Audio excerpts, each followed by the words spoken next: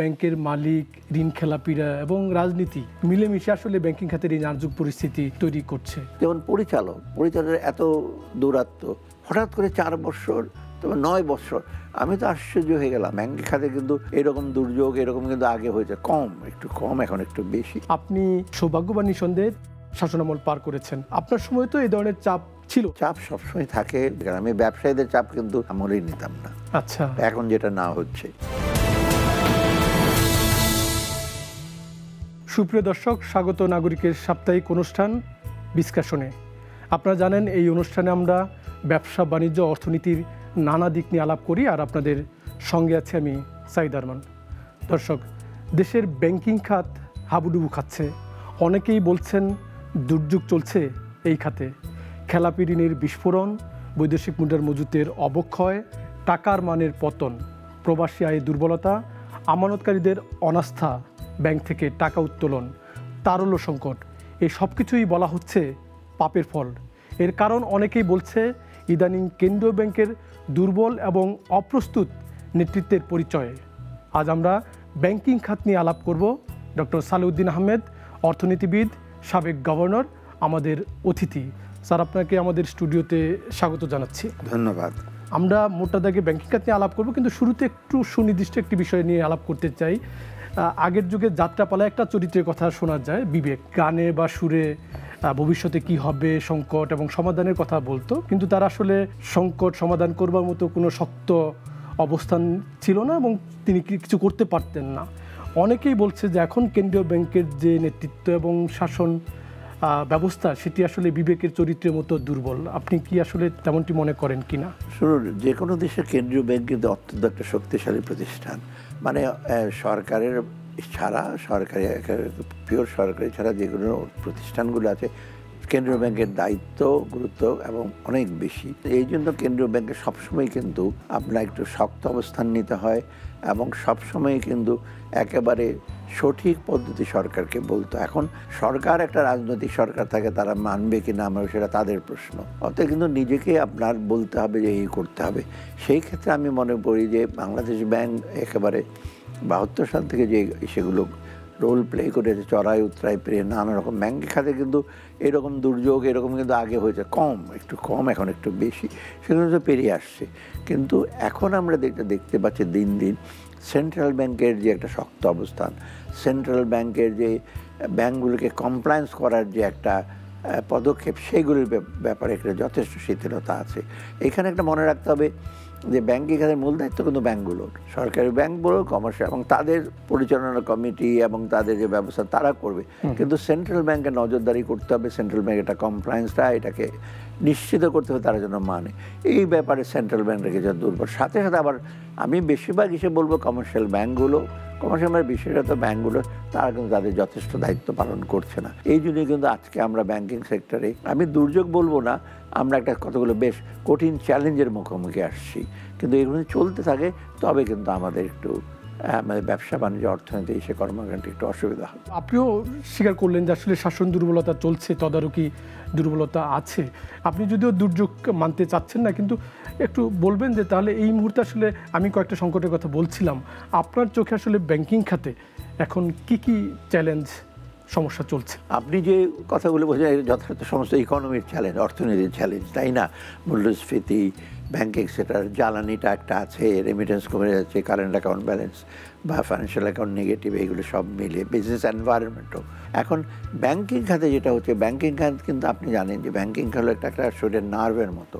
আপনার সব কিছু কিন্তু আপনি অর্থ চলাচল, অর্থের আদান প্রদান এবং ব্যাংকিং খাতে কিন্তু সমস্ত ব্যবসা বাণিজ্য সবকে করে, ইভেন ব্যক্তি জীবনকে ব্যাংকিং খাতকে ইনফ্লুয়েন্স করে। এবং ব্যাংকিং খাত যদি আপনার এরকম খারাপ অবস্থা হয়, সমস্ত ইকোনমিকে ইসে করবে। আমরা সাধারণত সেটাকে বলি কন্টেজিয়ন, মানে ফাইন্যান্সিয়াল কন্টেজিয়ন, সংক্রামক ব্যাধির মতো। এখন আপনি যদি সংক্রামক ব্যাধি দ্রুত ছড়িয়ে পড়ে, ভালো গুণ খুব আস্তে আস্তে, যে আমরা যেটা ভার্চু পারমিট স্লোলি, উপদেশ দেবেন আস্তে আস্তে কাজ করে, কিন্তু খারাপ জিনিস কিন্তু তাড়াতাড়ি ভাইরাল হবে, সেটা আপনারা জানেন। অর্থাৎ ব্যাংকিং খাতেই যে এইটাতে কিন্তু আস্তে আস্তে ভাইরাল হয়ে যাচ্ছে এবং ইকোনমিতে কিন্তু এফেক্ট পড়ছে।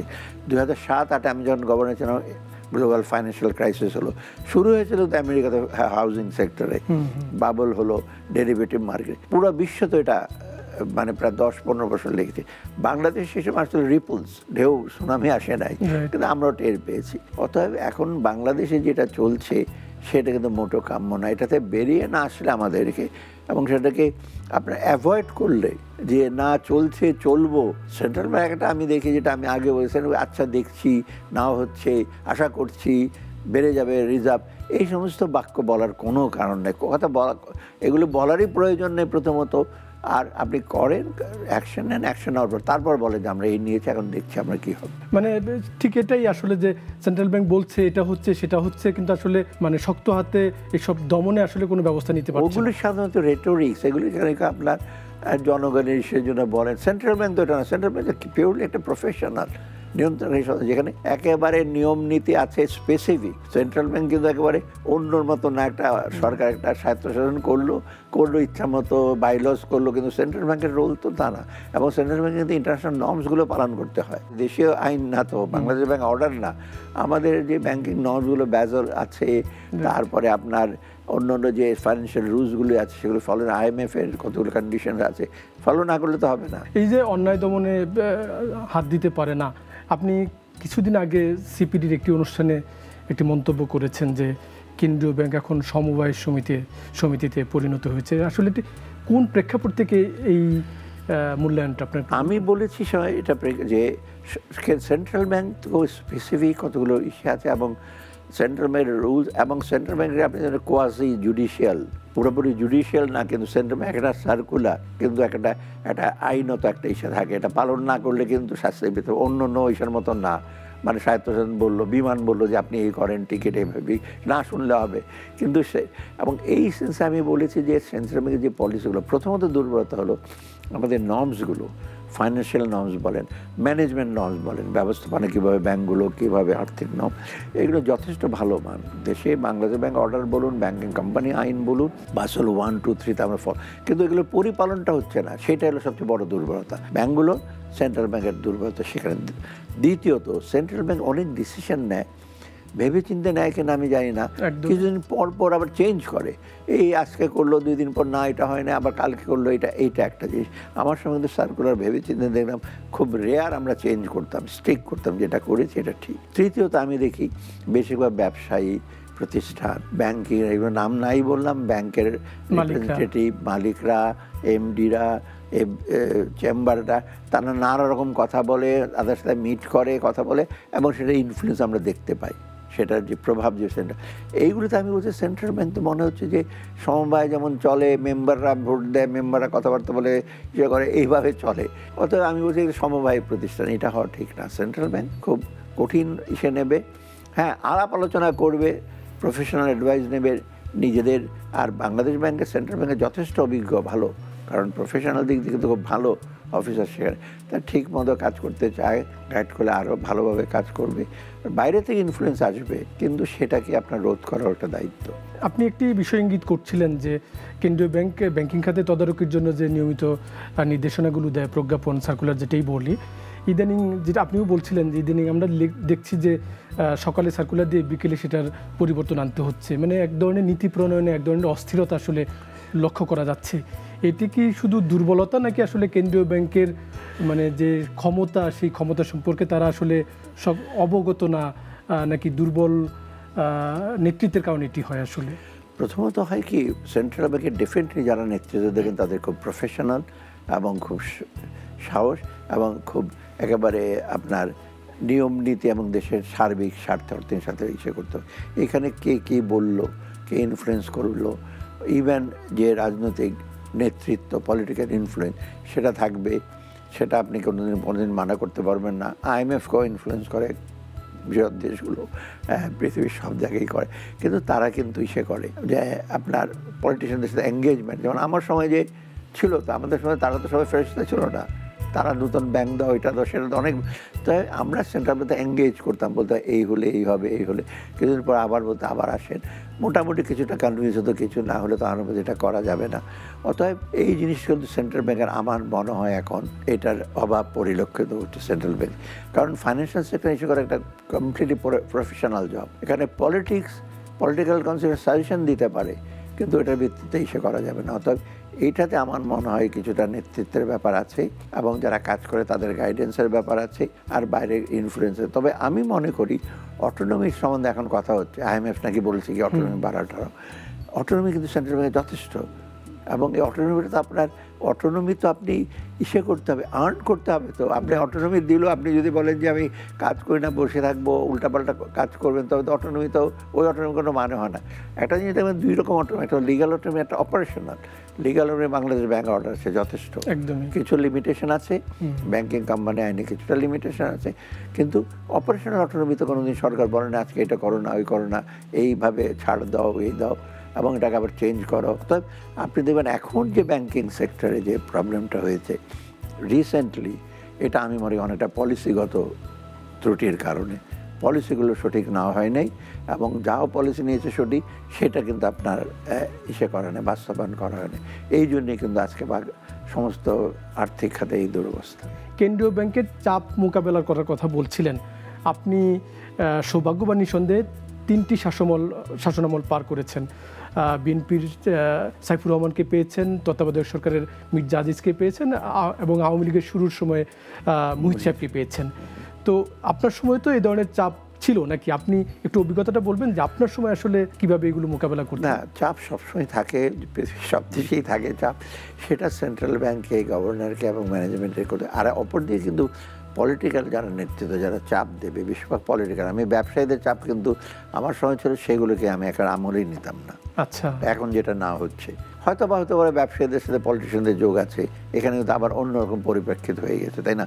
ব্যবসায়ীরা আবার রাজনীতির সাথে জড়িত, অনেক কিছুর সাথে জড়িত। অর্থাৎ সেই সময় পলিটিক্যাল লিডারশিপ যারা ছিলেন তারা কিন্তু যথেষ্ট, এখনও আছে প্রজ্ঞা, তারা মনে করতে যে আর্থিক খাতে কোনো কীরকম ইসে করলে কিন্তু ডিফিকাল্ট হবে। সেই সময় নতুন ব্যাংক দেওয়ার ব্যাপারে বিএনপি গভর্নমেন্ট সময় ডেফিনেটলি তারা তো সবাই যেতেন, অনেক অ্যাপ্লিকেশান অনেক।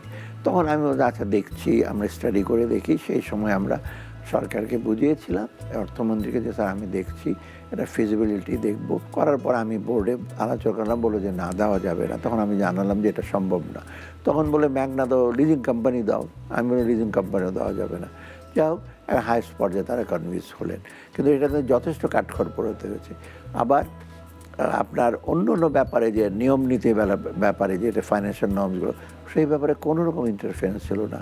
কীভাবে প্রভিশনিং করব, ছাড় দেবো কাকে, এই ব্যাপারে যথেষ্ট। কারণ সেন্ট্রাল ব্যাংক ওটা দেখেছে যে সেন্ট্রাল ব্যাংক যেগুলো করছে, ঋণ খেলাপি টাকা, আমার সময় মতো 18 না 19,000 কোটি টাকা ছিল ঋণ খেলাপি, তাই না?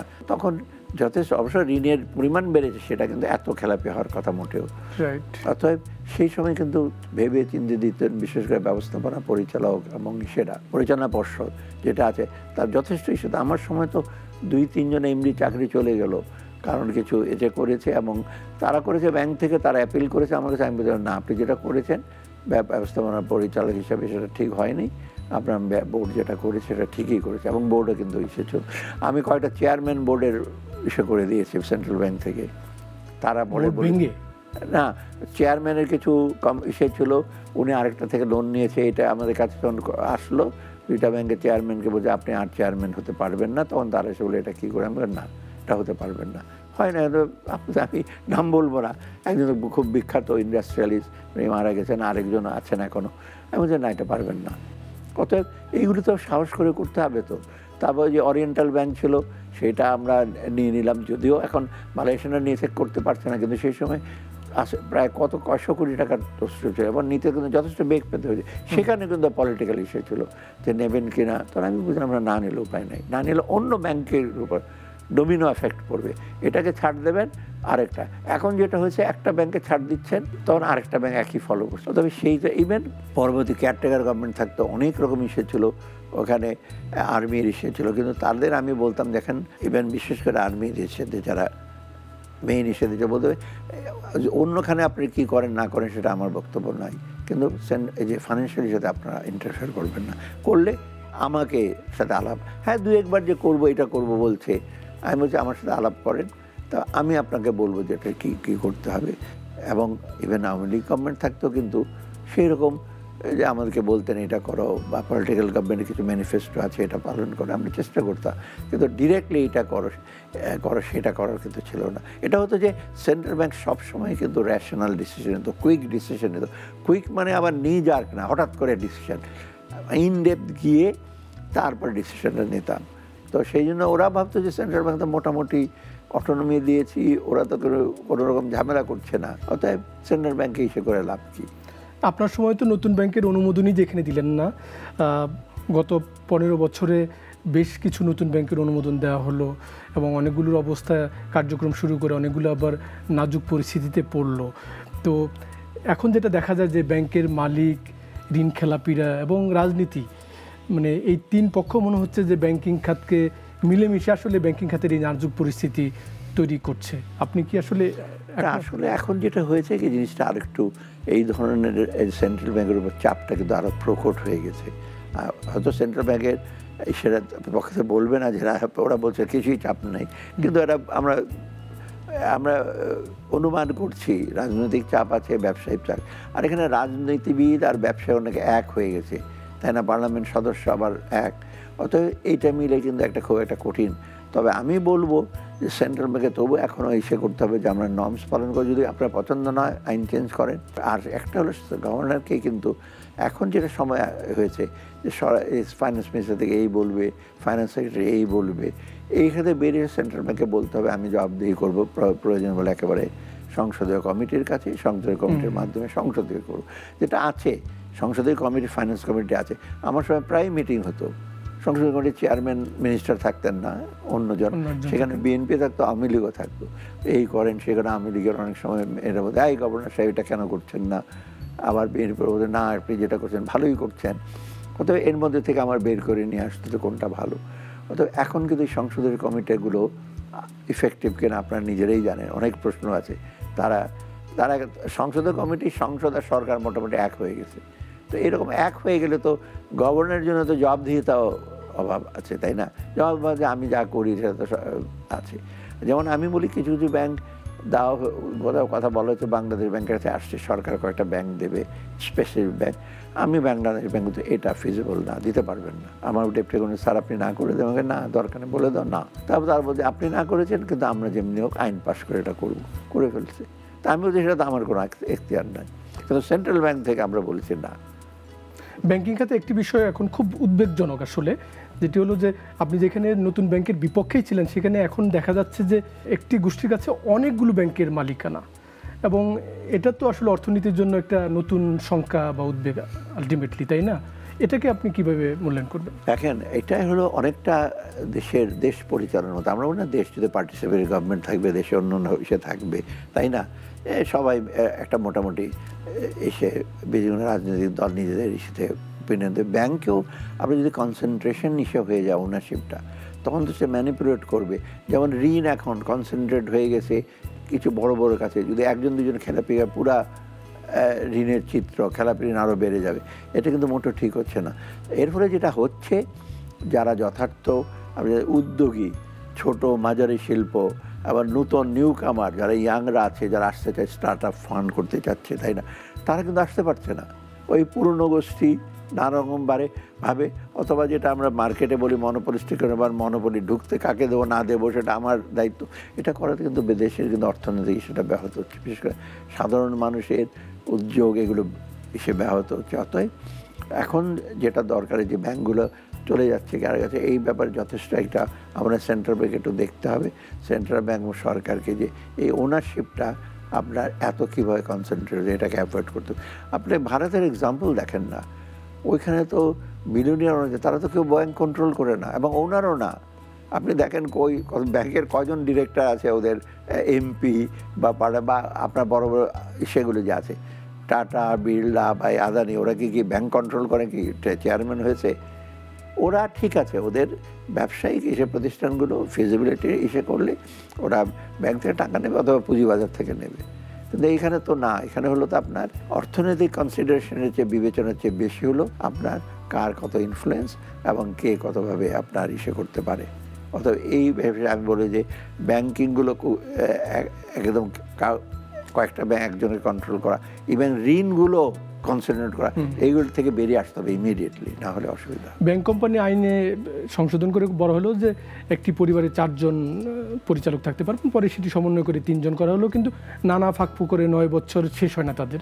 এই বিষয়টা তো আসলে আরও বেশি উদ্বেগজনক তৈরি। হ্যাঁ, আমি একটু আশ্চর্য হলাম। ব্যাংকিং কোম্পানি আইনে কিন্তু কি কি আছে সেটা জানে সরকার, যেন এখানে বিশেষজ্ঞরা আছে, তাদের সাথে আলাপ করতে পারে। ব্যাংকার, সেন্ট্রাল ব্যাংক ছাড়া বিশেষজ্ঞ যারা ব্যাংকে সেখানে কাজ করে, ইউনিভার্সিটির প্রফেসর আছে, এক্স ব্যাংকার আছে, এটা আলাপ করলে ব্যাংকিং, যেমন পরিচালকের এত দূরত্ব।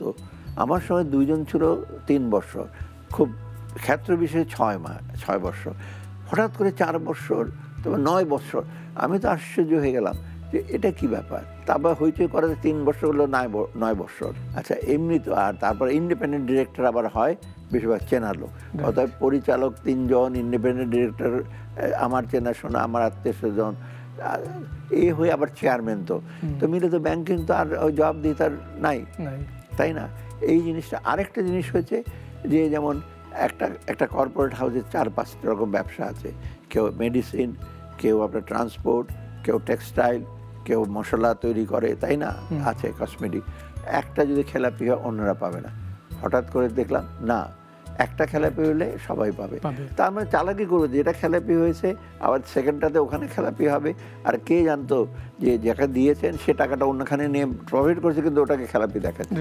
অর্থাৎ আমি সাধারণত বলি যে এই যে সংস্কারটা উল্টো রথে গেছে। আমরা রথ সাধারণত সামনের দিকে যাই, আমরা উল্টো রথে যাত্রা করেছি, এটা মোটো ঠিক হয়নি। আপনি ঋণ খেলাপির প্রসঙ্গ বারবার টানছিলেন। কেন্দ্রীয় ব্যাংক নানা ছাড় দিয়ে ঋণ খেলাপিদের একমতো বলা যায় বাঁচিয়েই রাখছে। এই ঋণ খেলাপিদের দৌরাত্ম্য না কমার কারণে কিন্তু এখন আমরা বাংলাদেশে সেন্ট্রাল ব্যাংকের হিসেবে রেকর্ড পরিমাণ খেলাপি ঋণ তৈরি হচ্ছে। এই ঋণ খেলাপিরা আবার দেশ থেকে টাকা পাচারও করছে। এই জায়গাটা আমরা কেন ঠিক করতে পারছি না আসলে? এটা প্রথমত কারণ হলো যে ঋণ যে নিচ্ছে, আপনার ডিউ ডিলিজেন্স যেটা বলে, ঋণ নেওয়ার আগে তার ট্র্যাক রেকর্ড দেখবেন যে ঋণ নেয়। ক্যারেক্টার আমরা অনেক সময় বলি, কোলেটারাল বলি, তারপর তার ব্যবসার আউটলুক, এগুলো দেখে সাধারণ ব্যাংকাররা দেয়। এটা মূল দায়িত্ব কিন্তু ব্যাংকদের, ব্যবস্থাপনা এবং পরিচালনা পর্ষদ। এখন এইটার বেশি তো ঋণ অনেক সময় দেওয়া হয় না। ঋণ দিয়ে দেওয়া হয়, তার ইনফ্লুয়েন্স র্যাপোর্ট হয়ে যায় ব্যাংকের পরিচালনা পর্ষদের লোকজন বা ব্যবস্থাপনা পরিচালক, তখন ঋণটা দিয়ে দেওয়ার পর সেটা অনেক সময় ডাইভার্ট করে ফেলে, ইউজ করে না। অনেক সময় যেখানে 10 কোটি টাকা দরকার, আপনি 20 কোটি টাকা দিয়ে দিলেন, 10 কোটি টাকাতে সেটা ফ্ল্যাট কিনলো একটা পশ জায়গায়, অতএব সেটা শোধ দিবে কী করে? তখন এই ঋণ খেলাপিগুলো হচ্ছে।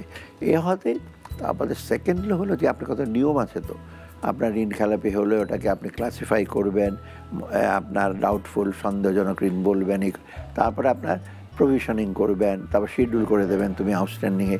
আমার সময় আউটস্ট্যান্ডিংয়ে 10% দিতে হলো প্রথমবার, দ্বিতীয়বার করতে হলো 20%, তৃতীয়বার 30%। এখন সেটা না করে আপনি যেটা কী করছেন, খালি ছাড়ে দিচ্ছেন, একটার পর একটা খালি ছাড়ে দিচ্ছেন করে। কোভিডের সময় 2% নিয়ে আসলেন, এখন আবার এক্সিট রুট দিয়েছেন, 10% চলে যাবে। তো এইগুলো তো একটা সিগন্যাল দেওয়া হচ্ছে, পুনর্গঠন নানা নামে। তারপর আবার 500 কোটি টাকার বেটে পুনর্গঠন করছে, সেই শিডিউলও বলে নাই। পুনর্তফসিল করে খুব ইন্টেলিজেন্ট ওয়েতে পুনর্তফসিল বললে তো আইনের ইসে হয়, পুনর্গঠন করেছে। অতএব এইটা তো আপনি সিগন্যাল দিচ্ছেন যে তুমি ঋণ দিয়েছো, এটা না তোমার ধীরে সুস্থে ইসে হলেও চলবে। তখন যারা ঋণ নিচ্ছে তারা ঋণ দেওয়ার, এবং অনেক সময় বলে ইচ্ছাকৃত অনিচ্ছাকৃত। এই যে ইচ্ছাকৃত কীভাবে আপনি ইসে করবেন? সে বলে আমার ইচ্ছা দিয়ে কিছু করি নাই, এই হয়েছে, ওখানে হরতাল হয়েছে, ওখানে ইলেকট্রিসিটি নাই, তো সবই তো আপনার অনিচ্ছাকৃত। অথবা এই ডেফিনেশনও খুব যে কাজ হবে তা না। শুধু এইটা ডেফিনেশনটা ভারত, পাকিস্তান, বাংলাদেশে করেছে, পৃথিবীর কোথাও এরকম ডেফিনেশন নাই।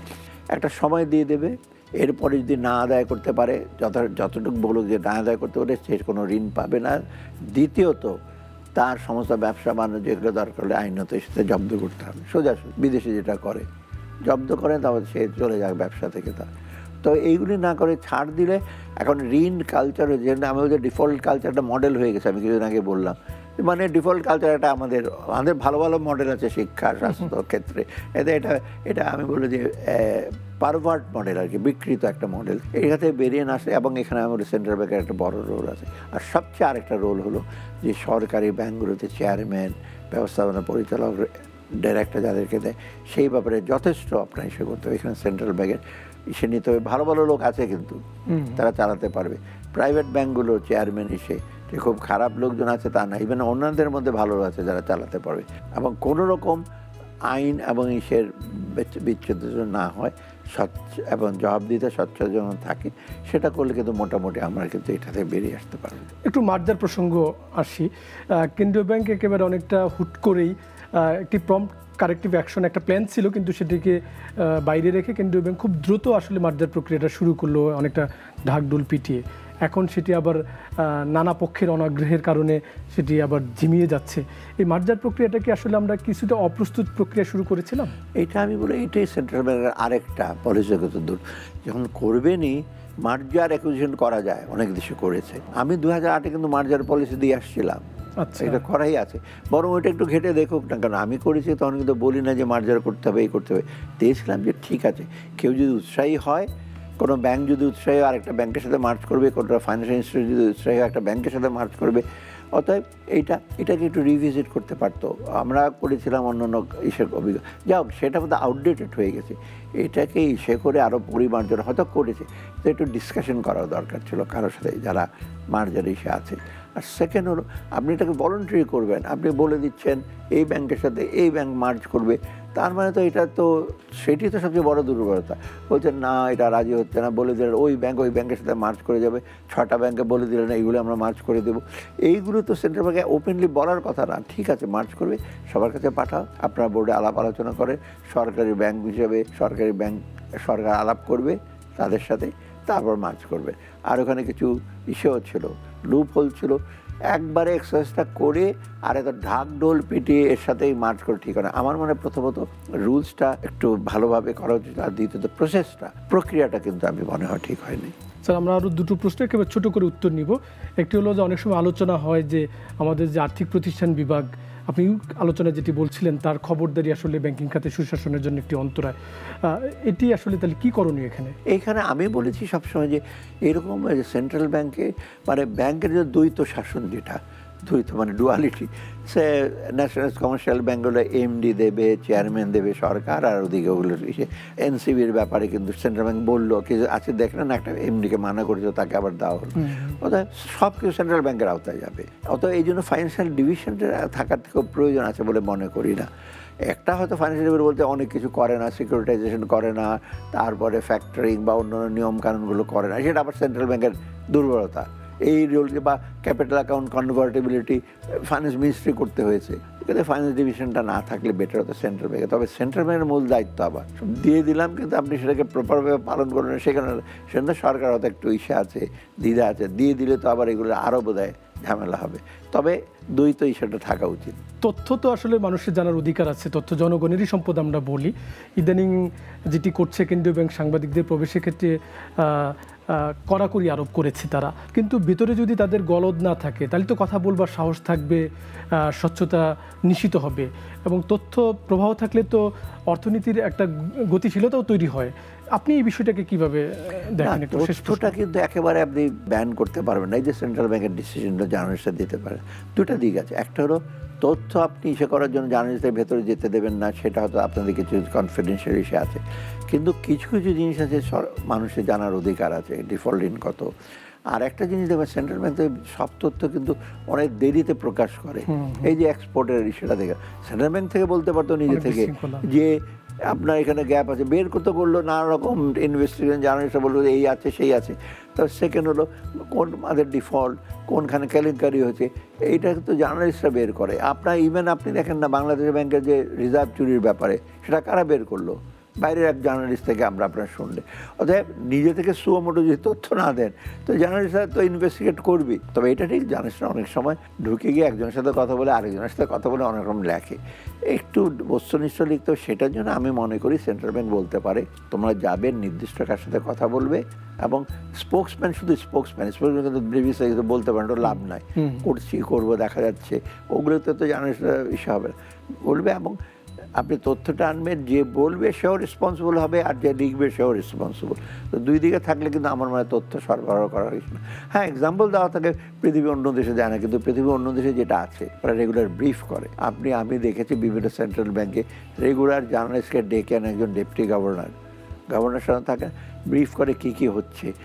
ওই রকম প্রেস ব্রিফিং না, পলিটিক্যাল রেটোরিক্স না, এই করছি, সেটা করে না Bangladesh bank. Monetary policy committee আছে, ওদের সুপারভিশন কমিটি আছে, সবসময় করে। তবে অতএব ওখানে নাই, এইখানে আপনি ব্রিফও করবেন না, আর ব্রিফে যেটা করবেন সেটা নামে মাত্র, তারপর তথ্য দেবেন না, এটা তো মোটেও ঠিক না। আর সবচেয়ে মারাত্মক হলো তথ্য অনেক পরে দেন, 6 মাস পরে আসে, 3 মাস পরে আসে, অনেক দিন রেখে দেন। এখন তো ইনফ্লেশন ফিগারটা তাড়াতাড়ি দিচ্ছে, আগে তো 1-2 মাস পরে দিত, তাই না? সো এই তথ্য তো ইসের জন্য যদি জার্নালিস্টরা বলছে, তবে জার্নালিস্টদের থেকে একটু রেসপন্সিবিলিটি নিতে হবে। কিন্তু তথ্য সরবরাহ আমরা অনেক সময় বলি না, Sunshine is the best antiseptic, সূর্যের আলো সবচেয়ে বড় প্রতিষেধক।